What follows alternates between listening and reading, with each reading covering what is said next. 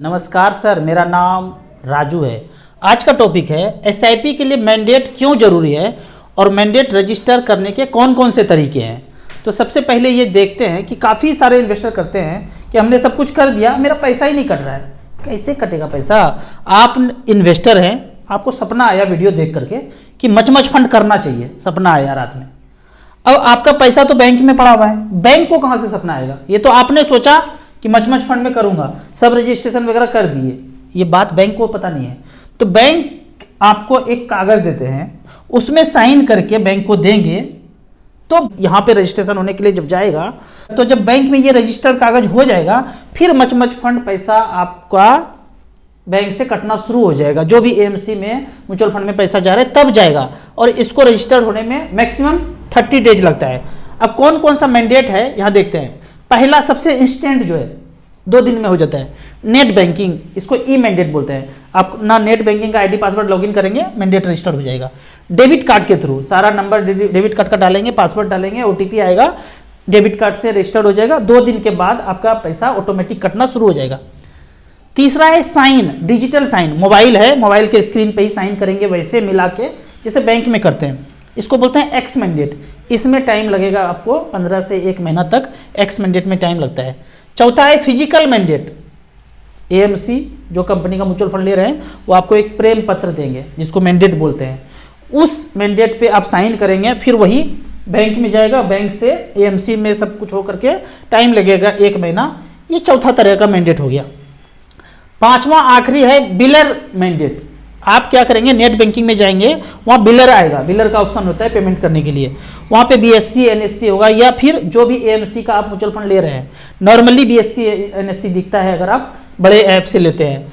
तो ये बिलर ऐड करके भी आई मैंडेट कर सकते हैं, पर ये इसका ज़रूरत नहीं है। आई मैंडेट लगभग नहीं करते हैं लोग। क्यों?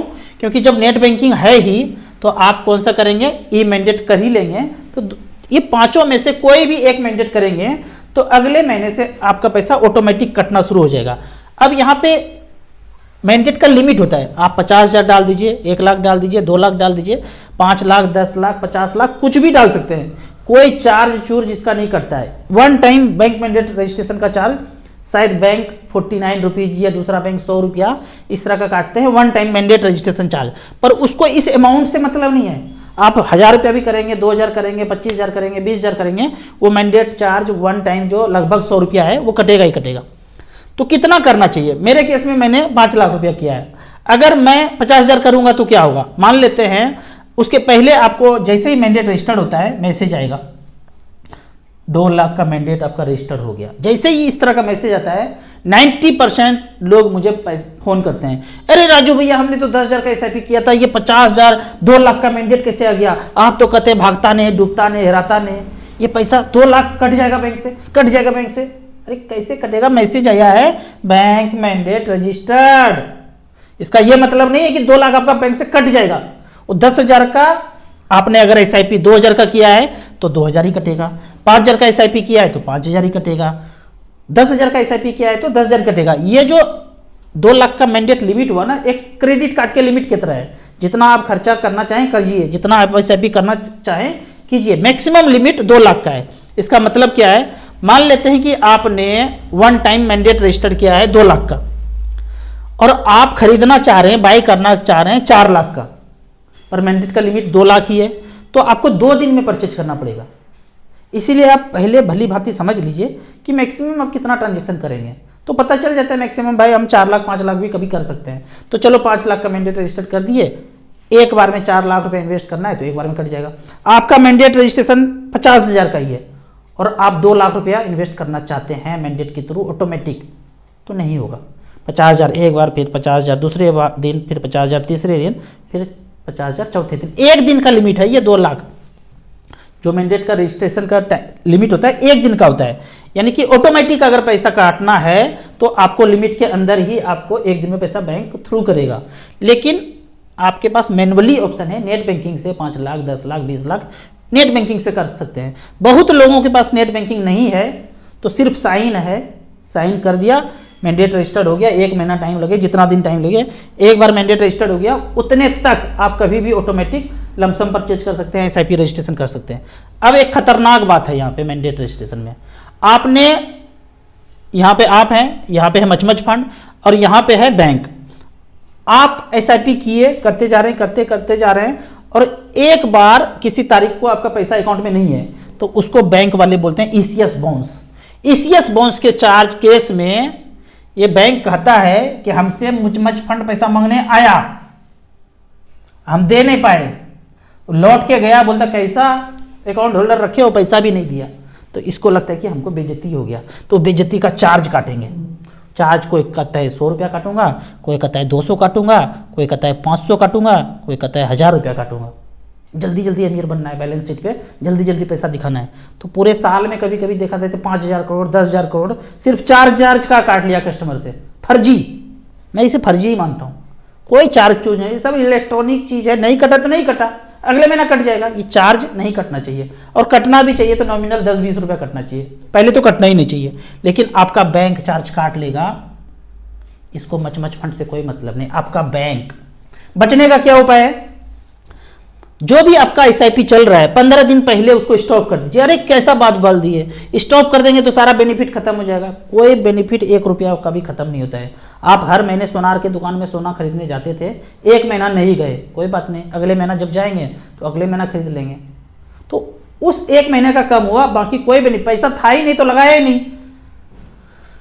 अगर आपको हर 5 तारीख को पैसा कटता है तो 15 दिन पहले एसआईपी स्टॉप कर दीजिए, कोई चार्ज नहीं कटेगा। आप सोचेंगे कि आज 1 तारीख चल रहा है और 5 तारीख को पैसा कटने वाला है, और आज आप सोचे कि मैं एसआईपी स्टॉप कर देते हैं हम, तो एसीएस बाउंस चार्ज नहीं कटेगा, नहीं माना जाएगा। ये गैप जो है 15 दिन का होना चाहिए, यानी 5 तारीख को जो पैसा कटने वाला है उसके 15 दिन पहले ही आपको स्टॉप करना पड़ेगा, तभी स्टॉप माना जाएगा। नहीं तो ये पैसा मांगने आएगा बाबू साहब, ये 15 दिन पहले चल देता है मांगने के लिए, यहाँ धक्का मारता है कि पैसा दो 15 दिन पहले ही। अब आपका पैसा है या नहीं है वो चार्ज कटेगा। तो आपको जब भी स्टॉप करना है तो 15 दिन पहले ही सोच के स्टॉप कर देना है, नहीं तो बीच में गैप अगर 15 दिन का नहीं है तो चार्ज कटेगा ही कटेगा। अब 5 एसआईपी अगर अलग अलग चल रहा है, खतरनाक समझ लीजिए बातों को, तो 5 बार चार्ज कटेगा। कोई अगर 1000 रुपया कटता है तो 5000 रुपया चार्ज ही कट जाएगा।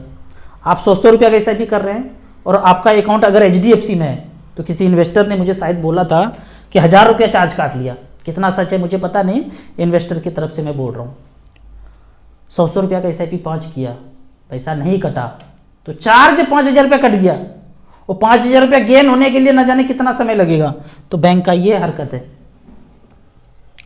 5 बार चार्ज कटेगा, 5 एसआईपी है, तो बेहतर है कि आप या तो पैसा मेंटेन रखिए उतना सा, या फिर 15 दिन पहले उसको स्टॉप कीजिए।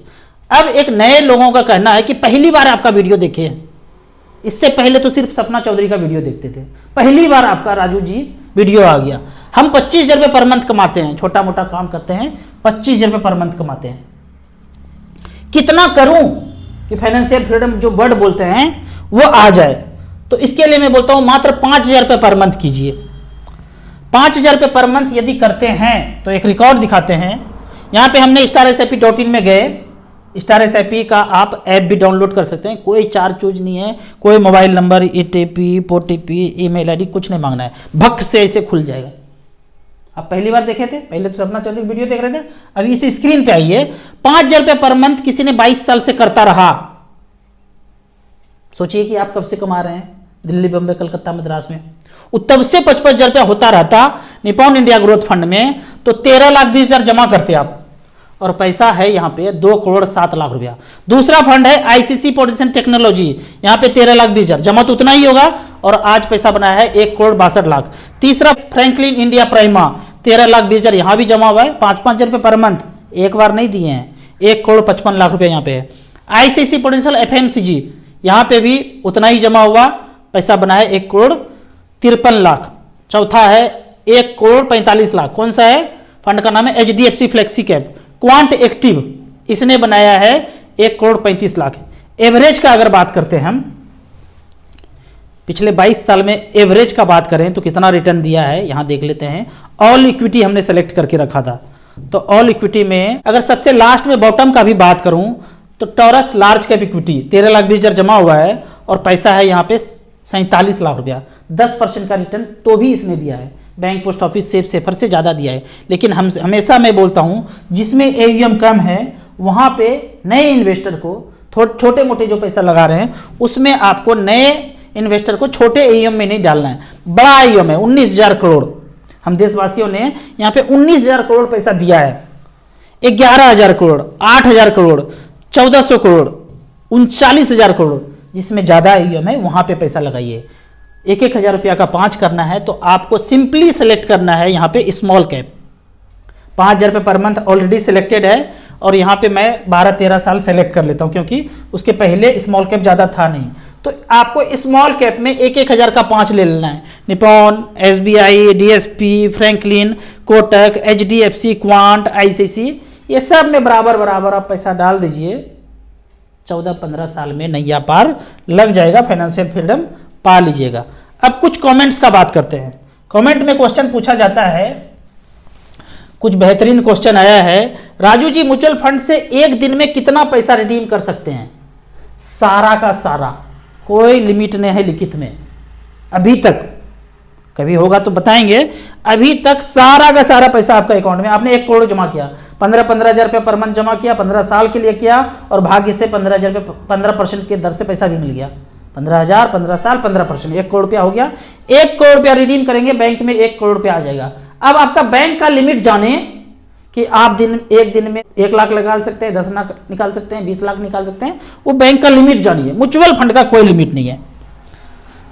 राजू सर, MF में कैश रुपीज डिपॉजिट होता है या सिर्फ चेक से होता है? कैश डिपॉजिट नहीं होता है, आपको चेक भी नहीं देना है। आपके पास पैन कार्ड होना चाहिए, आधार कार्ड होना चाहिए, अकाउंट नंबर, IFSC कोड होना चाहिए और उसके बाद ये हाथ होना चाहिए। मैं कहूँगा ये हाथ हमको दे दे ठाकुर, आप साइन कर दीजिए जैसे बैंक में करते हैं, बस। चेक नहीं चाहिए, नेट बैंकिंग नहीं चाहिए, डेबिट कार्ड नहीं चाहिए, कुछ नहीं चाहिए, आपका साइन कर दिए, आपका पैसा ऑटोमेटिक 1 महीना के बाद कटना शुरू होगा। आपको अपना पैसा बैंक अकाउंट में बना के रखना है, बस पैसा ऑटोमेटिक कटना शुरू हो जाएगा। शुरू में आप 1,000 से शुरू कीजिए, जैसे जैसे खोपड़ी का ब्लूटूथ ऑन होगा धीरे धीरे बाद में कीजिए। अगला है, राजू भैया एक पोर्टफोलियो में ज़्यादा से ज़्यादा फंड कितना रख सकते हैं? मेरे पोर्टफोलियो में 5 स्मॉल कैप है, सेक्टोरियल फंड है, कोई दिक्कत नहीं 10-15 फंड रखने में। मुझे कभी लॉजिक समझ में नहीं आता है कि ज़्यादा फंड होगा तो कम रिटर्न होगा। जो बड़े ज़्यादा पढ़े लिखे लोग हैं हमें व्हाट्सएप करके समझाइए कि 15 या 20 फंड है तो कम कैसे रिटर्न देगा, और मैं 5 फंड ले लूं तो ज़्यादा कैसे रिटर्न दे देगा? कोई जानता है माय का लाल कि ये 5 फंड ज़्यादा अच्छा करेगा? कोई नहीं जानता है, हम नहीं जानते हैं, हम अनभिज्ञ हैं। तो वही तो मैं डाइवर्सिफाइड करके रख रहा हूं कि भाई कोई तो चल जाए, 4-5, 10-15 ले लिया, जो चल गया एवरेज मुझे चाहिए 15%। अंधा को चाहिए क्या? 1 आंख, 15%, इससे ज़्यादा नहीं चाहिए। तो इसलिए डाइवर्सिफाइड करके हम रखते हैं, कोई दिक्कत नहीं ज़्यादा फंड में करने से। 5 स्मॉल कैप ले लीजिए, 5 मिड कैप ले लीजिए, 1 मल्टी कैप, 1 फ्लेक्सी कैप, कोई दिक्कत नहीं है। मेरे पोर्टफोलियो को रिव्यू कर दीजिए, कब तक 1 करोड़ रुपया पूरा हो जाएगा। 5,000 रुपया पारिक फ्लेक्सी कैप बेहतरीन, निपॉन इंडिया स्मॉल कैप उससे भी बेहतरीन 2,000 रुपये per month, axis small cap बेहतरीन 1,000 per month, ICC potential commodity इसको चेंज कर दीजिए बाबू साहब, मेरा माने तो जितना पैसा झोंका है यहीं पे रहने दीजिए। नेक्स्ट कर दीजिए ICC पोटेंशियल स्मॉल कैप या वैल्यू डिस्कवरी। 15,000 रुपया है क्या? ओहो, हम 1,500 समझे थे। 15,000 रुपये पर मंथ कितने समय में 1 करोड़ रुपया अचीव हो जाएगा? 12 से 15 साल में 1 करोड़ रुपया अचीव हो जाएगा। लिख लीजिए, 12 साल के बाद वीडियो बना के हमें भेजिएगा, पूरा हो जाएगा। 10% ऊपर नीचे छोड़ दीजिए, उससे ज़्यादा ही हो जाएगा। 1 करोड़ रुपये लॉन्ग टर्म टैक्स कितना लगेगा? ओहो, ये तो खतरनाक क्वेश्चन हो गया। टैक्स कितना लगेगा, टैक्स कितना लगेगा, टैक्स कितना लगेगा, ये क्वेश्चन हमेशा पूछा जाता है।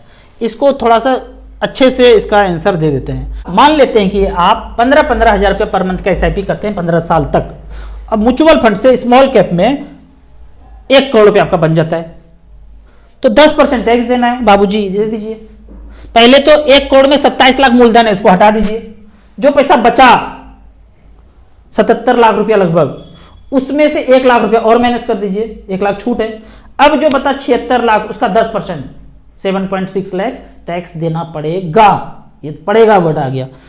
उतना पैसा आपको टैक्स दे देना पड़ा। लेकिन मैं टैक्स का कभी जिक्र नहीं करता हूं, क्यों? क्योंकि वो तो हर जगह पे है ना, हर जगह पे है। अगर 7% के रेट से आप सेफेस्ट जगह में करते हैं तो 27 लाख ही जमा होता, 47-48 लाख रुपए बनता, तो भी आपको टैक्स 10% टैक्स देना पड़ता, या 20% के स्लैब में तो 20%, 30% के स्लैब में तो 30% टैक्स देना पड़ेगा। इसमें से माइनस कीजिए पहले मूलधन, जो बचेगा बढ़े हुए पे पैसा पे टैक्स देना पड़ता है, तो बढ़े हुए पे 20%, 30%, 10% जो भी है। लेकिन मच फंड में आपको 10 ही देना है, चाहे आपका कैटेगरी 30% पे है, 32% पे है, 20% पे है, किसी परसेंट पे है, आपको टैक्स 10% ही देना है। तो टैक्स हर जगह पे है, इसलिए मैं इसका बात नहीं करता हूं। अगले कमेंट की तरफ चलते हैं। सर मेरे कमेंट का रिप्लाई नहीं देते हैं, ईपीएफ का पैसा क्या लगाऊं म्यूचुअल फंड में? बिल्कुल लगाना चाहिए। यदि आपका एज 30-35 साल है, आपके रिटायरमेंट में 10 साल से ऊपर टाइम है बचा हुआ, और ईपीएफ में अगर आप मान लेते हैं कि मैं 20 साल तक पैसा इन्वेस्ट कर रहा हूं और 57 साल के बाद रिटायर करूंगा, तो मानते के चलता हूं मैं 20,000 रुपये पर मंथ कर रहे हैं, अगर ईपीएफ का रिटर्न 8% मिलता है तो 48 लाख आपका मूलधन जमा होता है, 1,18,00,000 रुपये पैसा बनता है। जितना पैसा जमा करना था ईपीएफ में कर दिए, उसको कम कर दीजिए या फाइनल विड्रॉल करके मच फंड में लगा दीजिए, यदि आपके पास 15-20 साल टाइम है तो। अगर तो ऐसा करते हैं तो ये 20,000 रुपये का ही रिकॉर्ड है कि 8% के रेट से तो इतना पैसा बना, लेकिन यदि 12% का रिटर्न मिले, मल्टी कैप फ्लेक्सी कैप में करते हैं तो 1,99,00,000 लगभग 2 करोड़ बनता है। 13% का रिटर्न मिले तो लगभग 2,29,00,000 बनता है, और मिड कैप स्मॉल कैप में चौवा छक्का मारना चाहते हैं तो लगभग 3 करोड़ रुपया बन जाता है। तो खुद डिसाइड कीजिए आपको क्या करना चाहिए। 10 साल, 15 साल, 20 साल टाइम बचा हुआ है तो जरूर वहां से पैसा निकाल के यहां लगाना चाहिए। अब थोड़ा सा खोपड़ी का ब्लूटूथ ऑन करके सोचिए, आपके ईपीएफ में 10 लाख करोड़ है अगर, तो वो 10 लाख करोड़ कहां होगा? मंगल ग्रह पे? कोई भी मंगल ग्रह पे पैसा नहीं लगाता है, वो मार्केट ही है। सब पैसा मार्केट में जाता है और मार्केट से ही आपको रिटर्न बन के आता है। 8 मिले, 9 मिले, 10 मिले, लगाने वाले को तो 12-15 मिल रहा होगा, आपको 8 मिला। आप डायरेक्ट लगाएंगे तो आपको ये वाला रिटर्न मिल सकता है। आपको इसी तरह मच फंड के बारे में और कुछ जानना है, इन्वेस्टमेंट के बारे में जानना है, तो इस नंबर पे मुझे व्हाट्सअप कर सकते हैं। आप म्यूचुअल फंड में पहली बार इन्वेस्ट करना चाहते हैं तो दिए हुए ऐप में रजिस्ट्रेशन करने के बाद हमसे जुड़ सकते हैं। शुरू में आप मिनिमम 100 रुपये से स्टार्ट कीजिए, जैसे जैसे खोपड़ी का ब्लूटूथ ऑन हो, मैक्सिमम का म्यूचुअल फंड में कोई लिमिट नहीं है। वीडियो अच्छा लगे तो व्हाट्सअप यूनिवर्सिटी में दोस्तों के बीच से जरूर शेयर करें। यूट्यूब पर देख रहे हैं तो लाइक एंड शेयर जरूर करें। Thank you so much.